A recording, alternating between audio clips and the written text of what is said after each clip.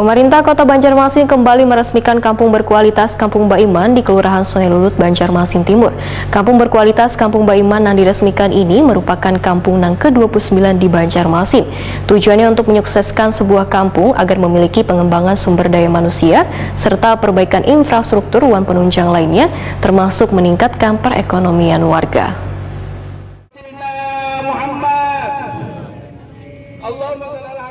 Pemerintah Kota Banjarmasin kembali meresmikan kampung berkualitas Kampung Baiman di Kelurahan Sungai Lulut, Banjarmasin Timur, jelang tengah hari Kamis 16 Juni 2022.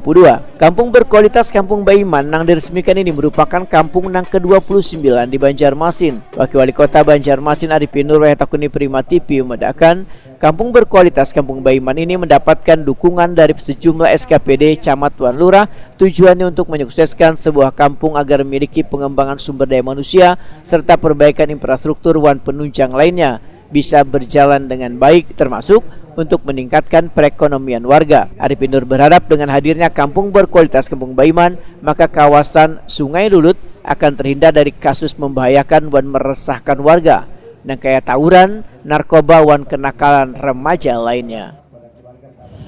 Nah, di Kecamatan Banjarmasin Timur, di Kelurahan Sungai Lulut, kita melakukan pencanangan kampung berkualitas.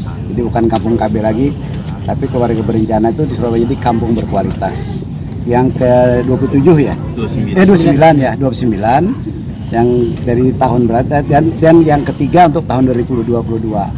Nah, dihadiri oleh seluruh SKPD yang mendukung, 13 SKPD, ya, tambah juga kelurahan, kecamatan, dan dari unsur kecamatan itu ada Babinsa, ada Babinka Tipnas, tentu dihadiri oleh juga dan Ramil tadi.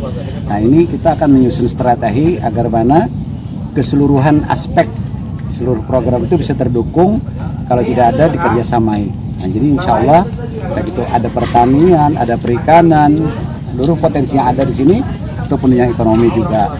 Nah, ada yang penunjang ekonomi, ada penunjang kependudukan, dan infrastruktur juga ada dari seluruh PU, ada semuanya, sehingga nanti betul-betul kampung KB berkualitas di kampung berkualitas ini betul-betul nanti kita evaluasi setahun sekali lah, kita evaluasi apa sudah yang kemajuannya.